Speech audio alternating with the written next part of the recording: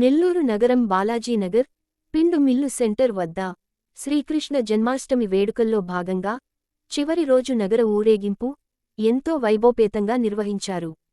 ఈ కార్యక్రమానికి జనసేన పార్టీ నగర ప్రధాన కార్యదర్శి దుగ్గిశెట్టి సుజేబాబు మరియు జనసేన నాయకులు పాల్గొని స్వామివారి తీర్థప్రసాదాలు స్వీకరించారు.